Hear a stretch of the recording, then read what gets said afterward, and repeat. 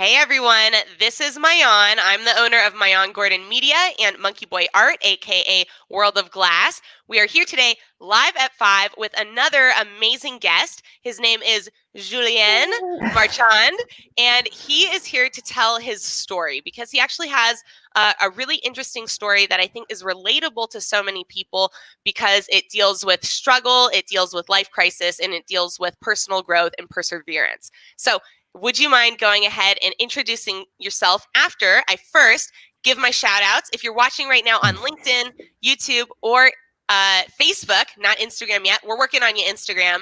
Please leave a comment. What's one thing that you're grateful for today? And where in the world are you watching from? All right, Julien, please go ahead and introduce yourself. Who are you?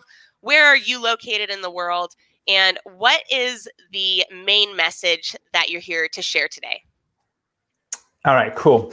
Let's get started. So my name, as you said, you pronounced very well, Julien Marchand, and I'm a part-time academic in entrepreneurship. I'm a part-time startup coach for dads, and I'm a full-time dad. I'm also a long-distance snorkeler, and I'm calling from Manly in Sydney, Australia, where it's 10 a.m. Awesome. in the morning. Nice. All the way, literally, other side of the world right now. Very cool. That's right. So I can tell you this day is going to be awesome, Mayan. The next day you're going to leave. Okay. Absolutely. Because you're in the future right now. That's right. And the message that I want to share, I guess, the overall is hope is not a strategy, and it's all about leveraging crises for, to wake up in your life, to move out from that drift that we found ourselves in. And I think that's the conversation we had backstage, Mayan. Yeah, absolutely. So where did your journey all start? If you take us back to, obviously you're a dad now.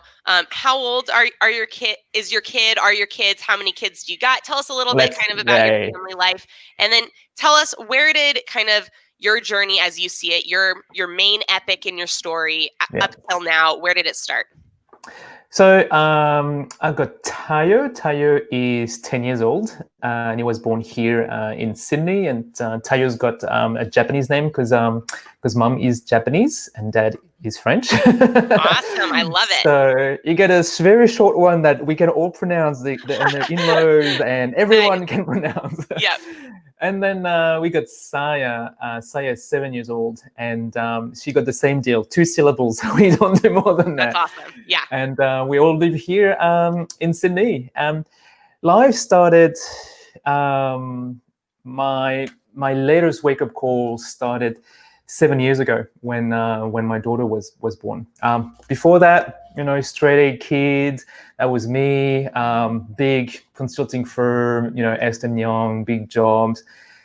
Still not happy in the background, but that didn't matter. I was achieving all the goals that we started. Yeah, that's absolutely. right. Yeah, it's easy to ignore the little unhappiness when your bills are paid and you got food in your belly. Yeah. There's always something else to be working on. Absolutely. Who cares about freedom and happiness, right? When you are plastically doing well. When you're safe. Yeah. Exactly.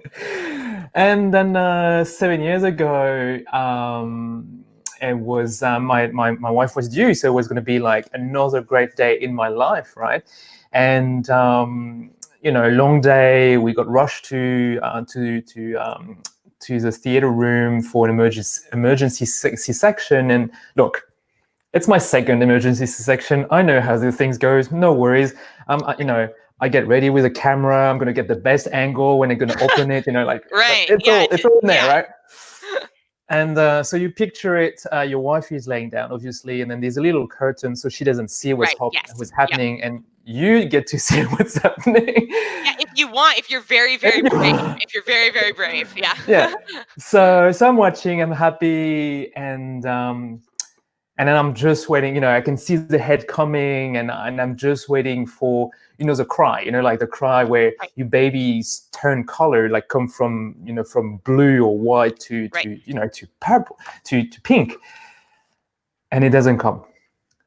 And I'm like, fuck, what's going on? Like, and I see everybody's super strict and serious, and like, okay, let down the camera. Like there's no more thinking of camera, no more thinking of Right. what songs they're Right. gonna play. It's like, what the fuck is going on? Sorry. Oh yeah, Sorry. no, feel free. Speak however you want. Yeah, absolutely. Perfect.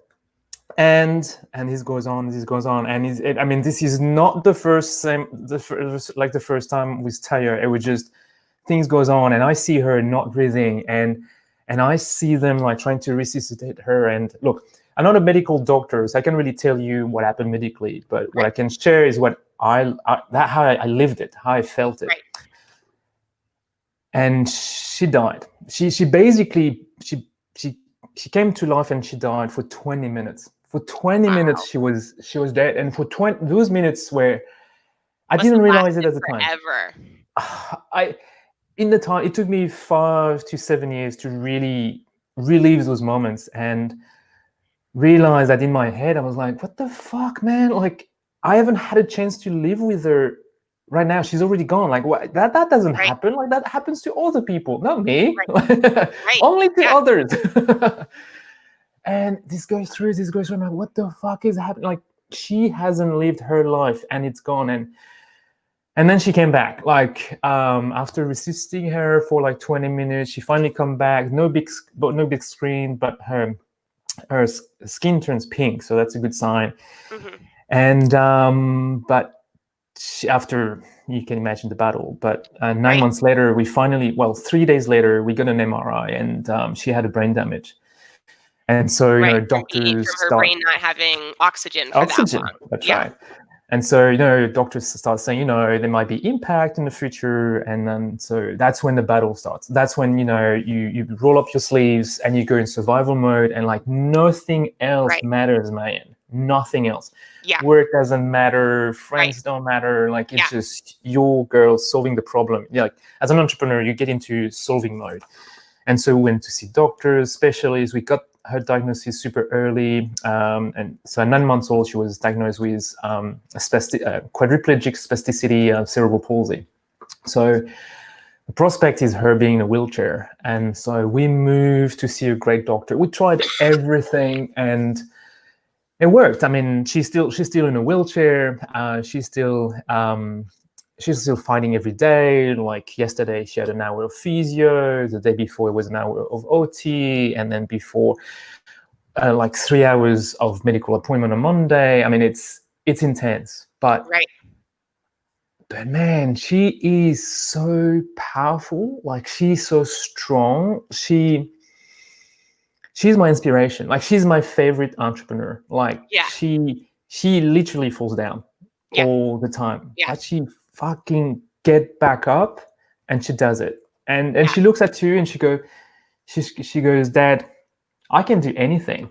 And then she starts singing, I can do anything. And you're like, I've got 2 arms. You're like, I want to feel that way. Yeah. Can you share some of that? Yeah. No, I can completely understand how that must be, just feel like an incredible blessing every day in your life, no matter how much work it is, no matter how hard it feels, that the reward is just so incredible. And that must, I imagine, play out in a lot of other places in your life. Like you said, I think you already related it back to entrepreneurship. I'd love to hear more about how you, like, what were you doing? You said you had this kind of, more big fancy job. What happened with that? How did you transition to where you are now? Well, when you live through this, you realize that, working 12 hours a day, 5 to 6 days a week without seeing your kids, just it's not worth it. It's like it's not worth it because they can die like super early. Like I almost lost her like from the get-go. So I realize, I know it's such a cliche, life is short, but we're here to enjoy life with our families, to enjoy life, to be free and happy with ourselves and then with our family. And so I said, look, I had started different businesses before while I was working full time, but it was a different goal. It was yes, being flexible as a concept, but now it's like, no, now it needs to be flexible. I have no choice. I need to see the doctor on Friday morning, like stuff that you can do. So you have to be flexible. You have to get that. So I was in the process of doing my PhD already because I had transferred a couple of years before. After Tayo's birth, I always really wanted that flexibility. And then after that, I realized, I need more time. So when you're in survival mode, like, so you don't look after yourself. So Right. for the first 5 years, survival mode, all the way till I think 2017, we found like a great surgery in the US in New Jersey, and 40,000 Australian dollars, so about 30,000 US, and Wow. Yeah. so we're like, shit. I mean, That's a that's the lot of cost of money. the Yeah. four of us going there as well, right? I mean, Right. it's Right. and so, we're in problem-solving mode. Like, okay, cool. So we're going to go to GoFundMe. We're going to go there. I mean, social media was already big, and we went in there, and I put all my skill in my knowledge of social media, which Right. I was on LinkedIn, I was Yep. Facebook with my friend. That was it, and so. We put ourselves a target of $4,000. If we get $4,000, Right. which is You'd be like, that 10%, would be so helpful. Yeah. It's not right? 30,000, but it'll give us No. money. It'll give us hope, right? When you have that Yeah. little bit, you're like, okay, we got to this goal. What's the next one? We can get to the next one. Absolutely. Exactly, right? And all the little wins are very important. 4,000 is not a Yes. little win. It's Right. huge. Yeah. Yeah. And Absolutely. so first week, I'd bring it to work. I put a little box, and I said, "Hey, this is for my daughter." So the conversation goes on. Like people Right. start asking you about your daughter, what's happening, Right. because you don't share it so much because you don't want to bother people with, Of "What an course. idiot! Why didn't I share that before?" Yeah. So Yeah. that was great. And then first week you're like, yay, $100. Right. Yeah. Yeah. So that's good. And then you expand to your social media, and you get second week $400, and you're like, yay, $400. Yeah. And then my wife comes in. My wife, she runs her own coaching business for mums. Oh, And cool. at the time, she'd been running it for 2 years, and she had a following of about 8,000 people on Ameba, which is a Japanese social media platform. Oh, very cool. And then, Significant following. Yeah. yeah, significant following. First week come around, $2,000. Nice. Like 1.5 week, How did that? $4,000. We're So I like, gotta say, yes. how did that feel that first week when you were expecting like 100 or 200 and 2,000 came in? Was that like a sense of relief? Was it It's a lot of hope? Like, how did you feel? nothing to do with the money. It felt like we're not alone. Like we Right, the support people it. who Like gave people it. want to help, Yeah. and friends and family, but mostly strangers. Like people who've read the story, who wants to help. There's a clear. It's like if you help her for the surgery, she's gonna get a shot at walking. Like Right. it's so clear. Like it's Yeah. like It's like it's if not. this happens, this is very That's likely to right. happen. Yeah. Exactly. And seeing that, it was just beautiful. And then within 3 to 4 weeks, we reached 20 grand. That's so wonderful. So we had to increase the limit. Yeah. Yeah. Yeah. You were like, all right, well, let's Oh, set the limit higher. Yeah. that's right. And then within 6 weeks, we had $40,000 because people rush. People just wants to be part of a positive story. Like they Right. want to be part of that thing that is actually working. And it's like, whoa. And we had to stop it because we didn't want to ask for more because Right. we Right. just, You're like, they're you just know, gonna give us way more money than we need. Yeah. that's right. So that's what I see as this is the battle, this is the survival, this is what you can see, right? This is us seeing all the doctors, all the specialists. Right. This is us finding a way to finance all this, and then after that, we went to the surgery in the US, March 2018. That was my birthday, and then after when I came back, I got a really good job offer to manage a business faculty back in Sydney. We were in Adelaide at the time, which is different states, 2,000 kilometers away. And as an Pretty far idiot, away. I took the job, and we couldn't move because my daughter needed her rehab with her team of Right. specialists. That you don't mess around with that. Like it takes Right. forever. Right. And I started commuting, Monday to Thursday. So catch a flight at 6 a.m. Get to work at 10, and on Wednesday we'll go to Melbourne because there was a campus in Melbourne, and then fly to Adelaide back on Thursday. I'm like, what Sounds the fuck am I exhausting. doing? It Yeah. was. My body gave up after 5 months. Like I got a skin infection just because my immune system was so low, and Right. I couldn't fly back, so I was in my Sydney apartment. My family was away. I'm like, what the fuck am I doing? I said I wanted more flexibility, and I got in a Right. trap of money again. You know. Right. So those 2 weeks in bed, that's when you start waking up. That's when you take a breath, you take a walk, you start to take a look at yourself, start writing a gratitude journal, start looking at how you're going to improve your body, how you're going to be looking at yourself first, how you're going to prove yourself. Because I realized me right now in the bed in my apartment in Sydney with my family being in Adelaide, I'm pretty useless to them. Right. So that's where it started, and I just rebuild myself through self-reflection, through starting to understand myself. And all the stories that I've been able to tell you until now, it's only because I've relived them through those reflections. Right. And I tried, when all those bad things, you go into survival mode and you try to forget them. But Yes. what's the point if you forget them? What's the point of living? What's the point of having And them, right? honestly, there's, I think, having been someone who's gone through my own life crises when me and my husband were in a gas explosion that kind of pushed us into homelessness, and just the stress that comes along, I think, with any type of crisis. Your body's built to deal with stress, but if you don't know how to let your body deal with stress, it, like, literally your body physically is meant That's to right. be able to deal with physical stresses, whether it's really hot out or it's really cold out, or you're under a lot of like physical pressure. So mental pressure is actually even easier for us to deal with through physical activity. And this is That's why right.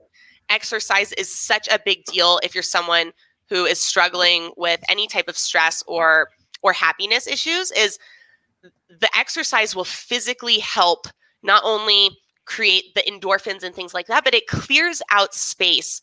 It clears out some of that stress in your life and allows you to think in that space where you would have been in again, survival mode has very limited thinking, active thinking.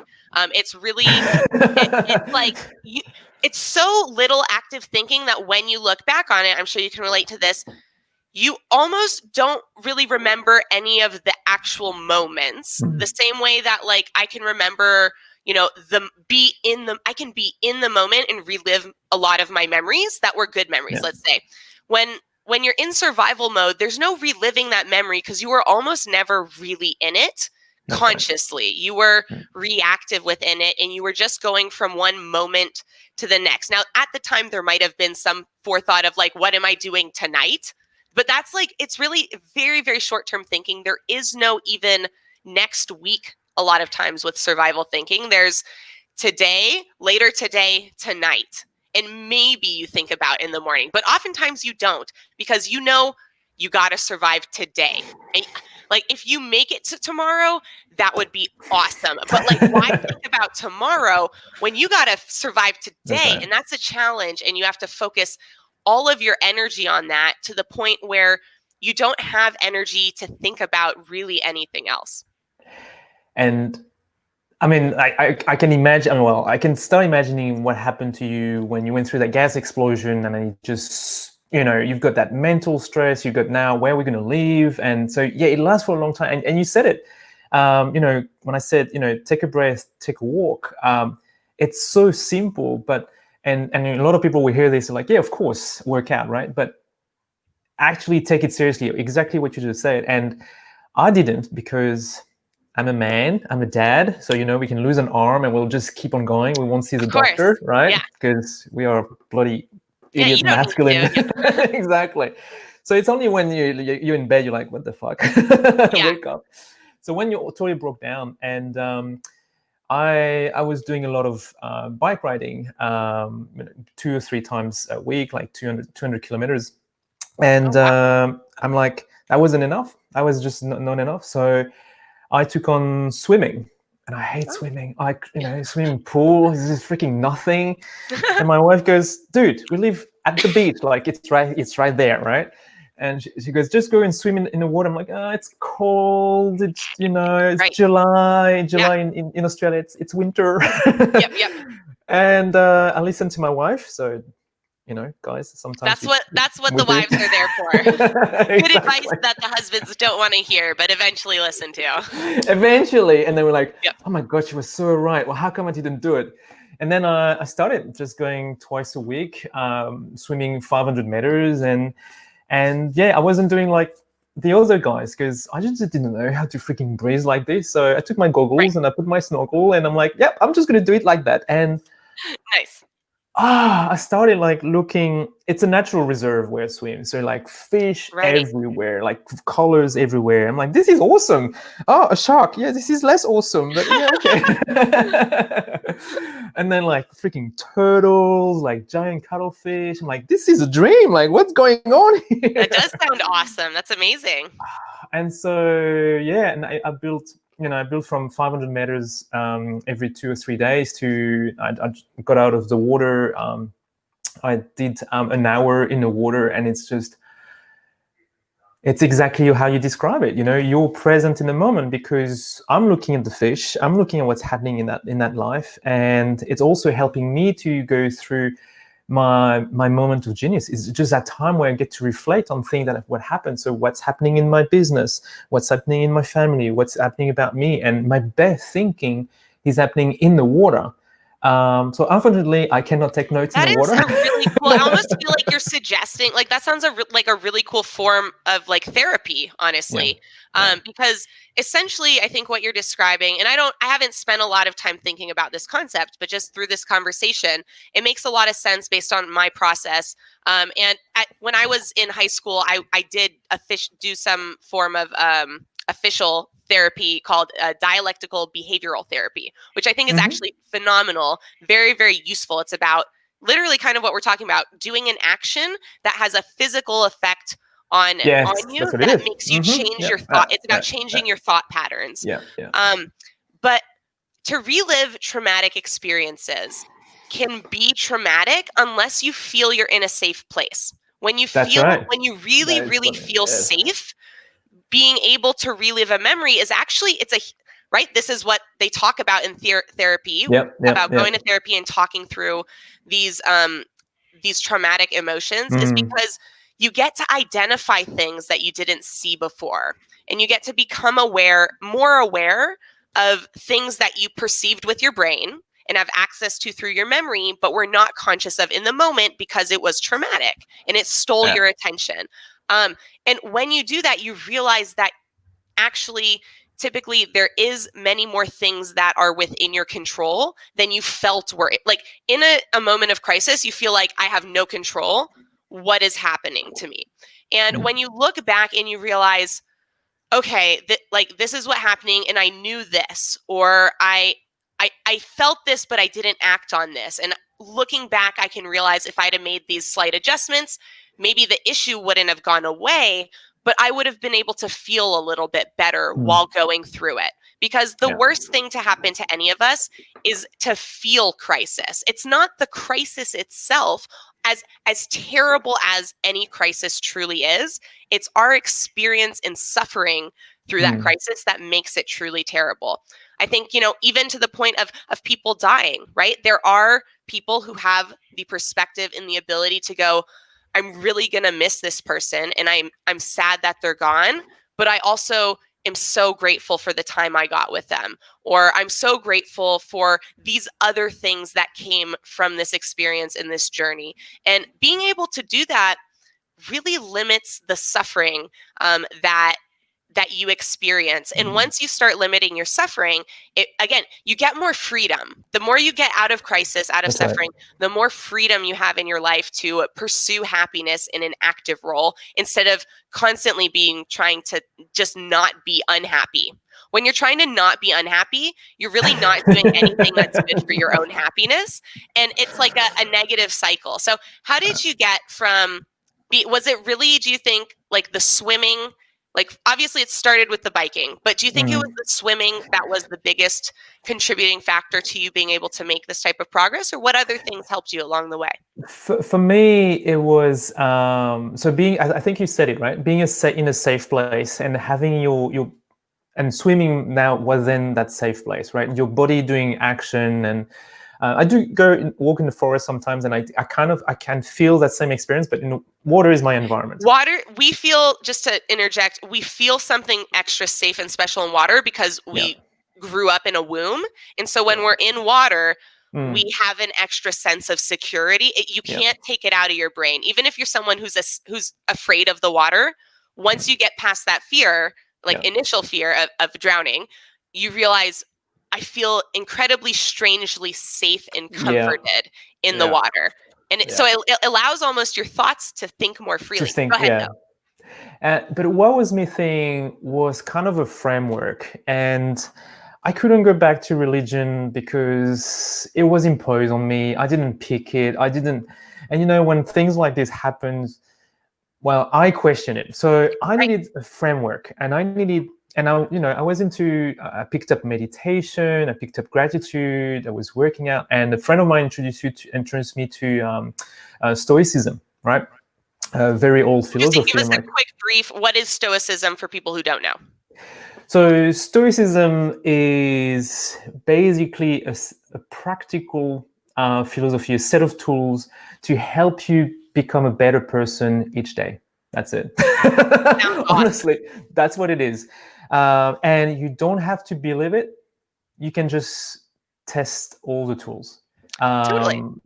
So I was like, wow, this is what I need. So, they were saying, it's really important for you to reflect. I'm like, okay, I'm doing my gratitude journal. I'll start writing a little bit more. Right. And now I'm to the point where once I got out of the water, I've done my meditation, I can come and write 3 times a week a reflection on, a very specific topic. What went well, what didn't go well, why it didn't go well, why it went well, what's the trend here, and what's going to be my next step, how I'm going to do that next time. And then you move on and you start doing this diary. I also have my daily diary where I go, okay, what are the things I want to do today? And then at the end of the day, what are the things I have done? What went well? What didn't go well? Like super simple. But that framework, that guidance of reflecting on yourself, and I think there's the top guy, the top dude, the top dog in Stoicism is Marcus Aurelius, who just happened to be like the richest and the most powerful person at the time, right?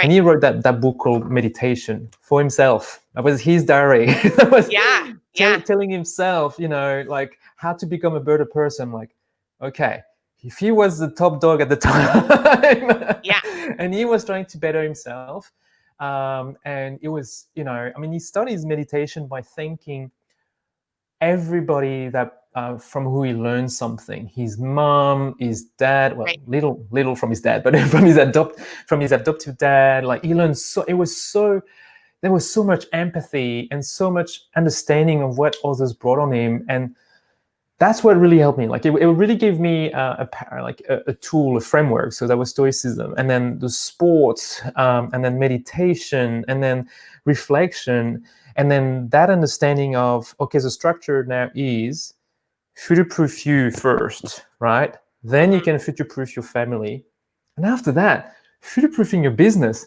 So freaking easy. Yeah. So tell us, now that you're throwing it there, what does that mean to future-proof, and how do you do it? Well, to future-proof is, as we said, if you're working on your body, right, already, if you're making your body stronger, then you're less prone to injuries. You have more stamina.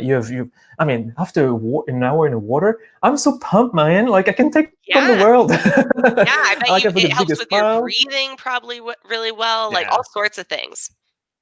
And then after that, I do the knee exercises that helps my knee, which I busted playing rugby, blah, blah, blah. But then I get to the table, and then at the table, I'm with my family, and I've got a bigger smile. And you still have all your teeth? I'm just kidding. Just lost my knee, that's all. My mom is friends with a couple rugby players at the University of Washington, and they're like all missing a couple teeth, to be honest. Yeah. It's called a mouth guard. It's really important. I don't know. Well, I lost a knee and didn't pay attention to it because anyway. So now I do my knee exercises. I looked after myself. My body is strong. The meditation helps understand my strengths better. Helps me not drift along, right? So I get to the table with my family at breakfast, like this is pure energy there. Everybody's smiling. We started doing coronavirus gratitude, like all the good stuff that happened thanks to, That's thanks to awesome. Corona. And the kids are like super positive. It's like, in the past, I used to have my breakfast. What am I going to grab? This is my daughter's iPad, and I'll be like watching my Do it in iPad front at of your face. breakfast. We can't see it because it's a split screen. There we go. Exactly. Yep. I mean, Awesome. Okay, cool. I reading wanted to my see it in news the in the beautiful morning. pink. But I wasn't talking to my kid, and so in the morning I'll say, well, this morning I say, hey, this morning I've got an interview with Mayan. I'm going to be on LinkedIn live, and so they were asking me about it. They said, oh, is that going to help you for your business? Are you going to talk? What Oh, are you that's going to so talk fun. about? That's so great. I love It's that. part of it. Like Yeah. it's you share that with them. I just finished the launch of one of my service for coaching. We drew the saving thermometer together. All the different Oh, goals that's of so how many fun. That's clients. awesome. Yeah. We dance together to celebrate. So that's what I mean by you're foolproofing your family, because you're sharing with them you running your business, and they see it as being normal, right? Right. It does, yeah, it does incredible things. I am someone who doesn't come from entrepreneur parents. My parents are both scientists, but I've certainly talked with a lot of people who their mom and dad, or their dad or their mom, did run a business their entire life. And to be honest, they have a much higher level of, I'd say, business operations acumen Yeah. than I do. I have very low. I'm working right now. I'll show you guys. I just got a new book in. I'm pretty sure it's going to be good because my awesome Nice coach Jesse traction. recommended it to me. Yeah, there's like Yeah. a whole series of these. So I'm working and trying to level up my business operations side. I'm Yeah. definitely more of a creative and a problem solver. But having parents who share their entrepreneurial journey, and maybe that's not a business, maybe that's the entrepreneurial journey of, I'm trying to get this job in the company Yep. and I'm starting out at this job. That's still I would call an entrepreneurial journey. Sharing the details of it with your children, like you said, That's it right. normalizes it in a way where it's part of how they think. Not just Yeah. they have it's not just the info, it's how they think. And you get to turn them into these little amazing, super capable human beings when they're like super young. And so you guys have all experienced talking to a 13-year-old who, you're like, wow, you know a lot about business. That's pretty crazy. Like, how did you seem like you're smarter than me? And it's always because those parents are sharing a lot of valuable information, or maybe they don't have the experience, but they know how to direct their kid to the people who do. And they go, oh man, my kid's really interested in cars and engines. I'm going to show him Yeah. this awesome That's YouTube right. channel that teaches him how to build an engine, instead of just making him watch like Hot Wheels race cars shows, or like whatever other pure entertainment but non-educational based content there's, tons of out there. I agree. And look, even if you don't know, I mean, entrepreneurship for me is the best self-development program ever, right? Because Absolutely. it's the best. But even if you don't know, you can learn with them. So I'll grab some of the books that I'm reading to my kids. This is obviously my kids' bedroom. And so this is the book we're reading with Tayo, Oh, of Rich Dad course, Poor Dad, classic. right? That's awesome. Yep. He's 10-year-old, and now we can talk about what is a liability, what is an asset, which is like they That's still don't amazing. learn Yeah. this at school, right? And he's been busking in the street for 3 years, so for him it's like, oh right, yeah, my piano is an asset because then I can generate He has revenue all these from things it. in his life to relate it to. Absolutely. That is And super cool. we just got a new book for my daughter. I got it on a recommendation. It's called The Tea and the Opportunity Tree. Oh, I love it. I love it. And it's got awesome drawings too. Those are Yeah, great. it's really cool. Oh yeah, that's great. And it's so for Saya, who's 7 years old, he really talks about what's an opportunity, products, services, how you can generate money, but like not as something forbidden or dirty. Like no, something Right. as normal. Like Yeah, and that makes people happy, and like people make friends over, yeah. and like, yeah, teaching them all the good things about it. Absolutely. But there's hope for you, Mayan. Like for 5 years, I did my PhD on how people become entrepreneurs, right? And I interviewed over 100 student entrepreneurs who were making 100 Australian dollars, 100K of revenue each year, right? So they were doing great already. Right. And I found 4 types. And one of the types was their parents were entrepreneurs, so they at the business as a dinner table they were talking about it. So for them, Right. easy to become an entrepreneur. They already had that identity. Right. The second biggest group, the creatives. They love creating things. They love Right. Makes a building. lot of I don't know if sense. that reminds you of someone. Yep. No, it's definitely me. I love building things much more than I love having things. So Yeah. I'm someone who I like to, do a puzzle, but I honestly hate finish it. I just like to do the outline. I don't want to finish it because that's the easy. Like once you get the outline, it's easy. You just like blah blah blah. But when Someone it's else can all do it. mixed up, yeah, when it's all mixed up and you have to just like from zero put together the pieces, that's really fun for me. Same thing with I think businesses is I love building a business that's successful more than I like having a successful business. Luckily, with entrepreneurship, you can always build your business either bigger or into something else or or greater. your own size, Yeah, your size. yeah, But exactly. what you do once you've built the outline, that's where you bring in your virtual assistants, and you're like, cool, Exactly. I've That's when done you the bring in the outline. other puzzle pieces, so to speak. That's right. They're the best. Absolutely. And then the 2 other categories was student athletes. So people who've Totally. been like professional athletes while growing up, they had 2 identities already. They were students and then they were athletes, so they were used to have those attributes, and they were used to like working every day with a goal and being Right. I perseverant fall into that category as well. I as didn't well. play. Well, I played who? a little in college. I dropped out once I realized I wasn't going to get any playtime, but I played competitive basketball all Basketball. growing up. Yeah. And so, and actually, one of the things, real quick side tangent, I was just having a conversation about this earlier today with my husband. One of the reasons why I'm so good at not having to have a plan, but being able to create plan within the moment is because of basketball. Basketball is one of the only sports where you have to physically constantly be active, but at the same Yes. time making real-time decisions based on new information that you're getting every second.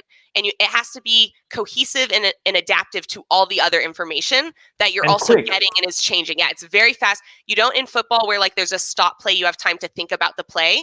In basketball, you're actually largely relying on your reactions that you've practiced to be a certain way, and you're coupling your reactions with very, very fast, intelligent thought. And if you have very, very fast, intelligent thought, which I had to develop because I wasn't quite as athletic, and having that quickness of thought in the lower levels of athletics absolutely That makes was your up for edge. lack of athleticism. And so if I could see that someone was thinking about doing something before they started to do it, I could get a steal. I could block the shot. I could do Nice. something that was really beneficial, even if they were faster or taller or had some physical advantage. And so I think that, anyone who can put their kids into sports in a positive aspect where it's fun for kids, I think it really, really helps develop their brains in a creative way, because in sports you have to be both reactive and creative at the same time, which is a unique thing that we're not put into a situation of requiring very often. I'm trying, man. My son he's such a creative. He loves music. Like I said, he was a busker, right? So he's so much into his music and writing songs. When I tried to push him to sports, and we're not there yet. Yeah, I think the solution, and obviously I don't have kids yet. Me and my husband do want to have kids in the near future. But one of the ways I think around that is creating new games based Yeah. around what the kid's really interested Really, in. yeah. Because you can turn almost anything into a sport, so to speak, by adding like one physical activity in with whatever it is. Whether even like painting, you might think painting. Painting's not a sport. There's no physical activity. Well, I bet you and your kid, especially with your kid's help, could come up with like a really cool painting sport that has some physical Nice. activity. Like kids love creating games, and they especially love, I think, playing with their parents in a game that they created together. That's like awesomeness for a kid. Awesome sauce. So I'd love to hear if you have any attempts with that. We had when we tried well during the isolation, we looked at there was a project of entrepreneurship for kids, so I got him in there, and we started thinking about we started doing all the design thinking, startup methodology, everything, all the thing I teach at school and with my clients, right? And it really got into how do I get, as a creative kid, how do I get into my creative flow? And he started engaging with this and starting to learn how he gets in there, like so many different ways. And I said, so what are you going to do with that information? You know, like you talked with one of your creative friends and you came up with more options. So how are you going to do it? I need to reach out more creative kids. I'm like, so how are you going to reach out to more creative kids? And I said, well, Dad, I know you run masterminds. I'm going to run a mastermind. Like, oh my God, that's so awesome. What's a mastermind, Tayo? That's so great. He's already trying to plan some masterminds, 10 years old. I love it. What ambition. I love it. So I said, but first you need to reach out to people. You know, you have to find this creative kid. Right. And so we came down to TikTok. And so he started doing his TikTok video on sharing how he gets into creative flow. And so that's genius. That got him out of the house. It got him in the backyard. Right. So that's good. I know. TikTok has made me do so many things that I'm like, thank you, TikTok. That was good for me. So that we got out in the backyard at least. So that's cool. So yeah, thank you, TikTok. yeah, exactly. Yeah, no, it's I think it's fun to always think about like the challenges of whatever your situation is. I know there's a lot of I think talk out there of like just focus on your strengths, ignore the weaknesses. But I think that there's a lot of fun in exploring what your weaknesses are or areas just where you want to get better. You know, you might be still really good at it just because you're not the best in the world or just because you're not as good in one trait or one skill as the other doesn't mean you're bad at the other one. Like you can be a really great golfer, a really amazing husband, and a really decent reader. Like it doesn't mean you're terrible at reading just because you're so much better at the other things. I think that people really I judge themselves too much in terms of like I'm good at this, I'm bad at this. So during all these things that you're doing, how do you stay kind of judgment free of yourself? Reflection. Through the reflection. All right, you guys. Really, reflection is the name of the game today. Because if you keep asking yourself what went well and why, and you're like, well, like, okay, so for instance, I picked up on spearfishing because, you know, end of the world, everything, there's so many fish in the water. I need to know how to survive. You know, the toilet paper has disappeared already. What about the fish next time? So I went in there and I caught my first fish on the first time around, and I just didn't know what it was. Wow, that's awesome. So I put it on the Facebook group of spearfishermen, and it was my best engagement ever, Mayan. Within an hour, I had 160 comments. That's awesome. Making fun of me. They were making fun of me. I was going to ask, were they impressed? No, they were not. Because it was a shitty fish. Right. No, I've totally been there. I've gone fishing maybe, 10 times in my life so far. And your first fish you catch or spear or anything, it's so exciting. It's like, it makes you understand. You're like, this is why people like fishing. This is amazing. But other people who are experienced fishers, they look at you and they're like I remember the first time we caught bass fish, and we cut them open and we cooked them and we ate them, and then we met a fisher. He's like, "Yeah, the bass, those are gross. We throw them back in the water. That's what they said. We don't even eat those." And we're like, "We caught one. We're gonna eat it. It's amazing." And they're like, "Ugh, gross." That's right. But so I got 80% of people making fun, saying, "Oh, this is the sushi of the sea. You have so much," like super ironic and sarcastic. Right. Like, okay, but and a lot of swearing and like 20% of people. 20% people reach out and like supported me, and then actually one of them invited me to go spearfishing with him, and I got to learn with them. And cool. By reflecting, I said, so see, a lot of things went bad, but like I met Jordan, and I met those 10 dads who said, keep on going, don't listen to them, you're doing the right thing, we all been there, this is how you learn, you know. Right. And And now I bring Tayo, my son, spearfishing with me. I mean, we're Yeah. still crappy, but Right. Yeah. we share that bond together. Like he's my scout. He points at the fish, Oh, that's and so then I awesome. go. Yeah. That's so much fun. So it's yes, don't self judge yourself. Look at actually do judge yourself, but look at the positive. Like write it on paper. And like look, Just this focus more happened. on those This happened. positives. Yeah, Yeah, I love that. Yeah. Yeah, honestly, judge all the things you did right because there will always be in yeah, any situation at least a handful of things you did right. Even in a yeah. really, really bad situation, there's just so many choices we have to make that Mm, out of 100 choices in a situation, I can promise you got 5 of them right. And yeah, if you can if you focus, that's only 5%, you're going to feel bad. But if you just exactly. focus and make those 5 your 100%, you're going to feel pretty good. Even in the even in kind of the Yeah, badness. You're like, "You know what? This isn't the best, but like we got this going for us and because I have this going for me, I'm going to focus on making more good decisions. exactly. I already have 5 to start with.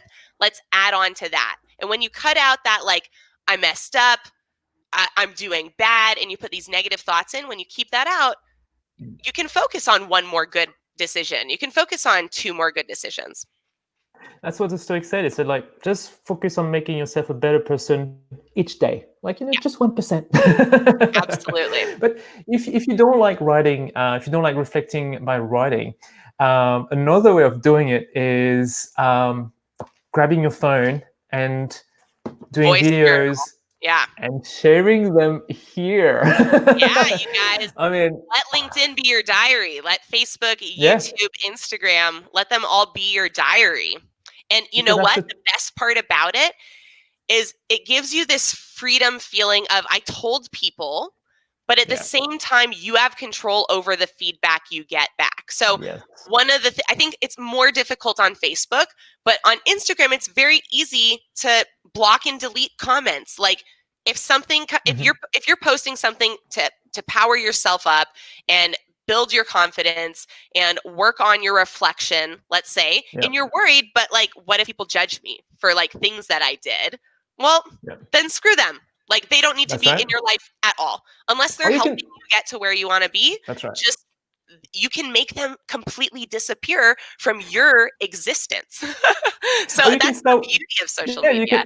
you can start with stories. I mean, starting with stories, it will disappear super quickly. But I don't know about you, but I found after 20 videos, I didn't care anymore about what people will think. Yeah, you can only really because you start focusing on what you're saying and the Mm, video and how yeah, it feels to do it, and then that's right. this last part of oh, but people blank blank blank. You don't again. You lost the focus and energy to even care about it anymore. Yeah, I love I that. agree. Awesome. So I want to wrap this up so we don't. I could talk Yeah. again. We've had amazing guests today on the LinkedIn Live show. I'm super excited about it. I think you really have a powerful story to share. You probably didn't know this, but my youngest sister, I'm the oldest of 4. She was born 3 months premature, and so my Oh, parents have been through a a child crisis like that, where they had to go every day for I think it was like 6 months to the yeah, hospital to visit their child in an incubator. So in yeah. a big test tube. And it's a feeling that makes you, I think, as a parent, I have not experienced that as a parent, but I could tell from watching my parents, it made them sick to Mm, see something they love so much in such a situation where they couldn't even hold their yeah, own baby. And so I can understand completely the level of I would say contribution that your thoughts are gonna lead to your life quality in yeah, any type of situation like that, especially when it's prolonged. Like what you went through and what you're still going through is a prolonged and mm, you're not in crisis anymore, but certainly having a kid that has I'd say physical or mental difficulties or obstacles, that's more of a life crisis or being you know in a crisis than having a completely healthy kid. yeah. And so it's not something you get out of and you never get back into. And even myself, right? Like I'm super happy every day, but I still have to make sure I'm doing all of the actions, taking all of the steps Mhm. to protect myself, to nourish myself. And to be in a place where if something really awful does happen to me, that I have support systems, that I have other things outside of myself and my own willpower. I think willpower is the right word for it, to rely on. Like, willpower sometimes fails us, you guys. That's what we're only human means, is sometimes your willpower just isn't enough. In creating systems in your life, support systems, framework systems, systems are great. They will help you succeed. They will help keep you stable, help keep you safe. So I'd love to know, what are some last things that you want to leave people with in terms of information or a message? And how can people get in touch with you if they'd love to find out more, or just pick your brain? Awesome. I'll go back to what I said, which is, in times of crisis, or if you feel like you're drifting in your life, take a breath, take a walk or a swim, and take a look at yourself, and really start thinking about what I said of future-proof you, future-proof your family, and then you can future-proof your business. You can find me on LinkedIn at Julien Marchand, or you can find me on julienmarchand.co. I share as much as I can all the tools and practice of entrepreneurship, design thinking, lean startup methodology. I try to share as much as possible for free. I try to help you build entrepreneurial habits, like listen to your customer, listen to your customer, listen to your customer. So that's the type of message that I put out there. And then I've got group coaching and individual coaching. But let's start with all those tips, and let's work on you, not taking the long way around to happiness and freedom. Take the shortcut, go straight for it. And that's getting flexibility through running your own business. Absolutely. I could not agree more. I love the flexibility that comes with running my own business. And if you guys have any questions about social media, about TikTok, LinkedIn, please feel free to reach out to me. You can get in touch with me as well on LinkedIn, Facebook, Instagram, or YouTube. And I hope you guys have a really wonderful rest of your night. I really appreciate each and every one of you for stopping in. I hope you got some really great value out of this. I know that I did. If you did, please go ahead and share this to your network, whether that's the link or whether that's directly across the platform. It really does help when we are sharing, when we're taking the time out of our busy lives to come and share our wisdom with you guys, to share our experiences. It's not just for you guys watching, it's for anyone who needs it. And there's a lot of people out there who need help because they're living in crisis, or they're living in a survival mode. Even if it's not full on survival mode, so many people are living in some state of survival mode. And it's moving from that state to a state of pure freedom is an incredible journey and experience that I encourage you guys all to pursue with all of your energy and all of your heart. So have a fantastic night, you guys. We will see you tomorrow.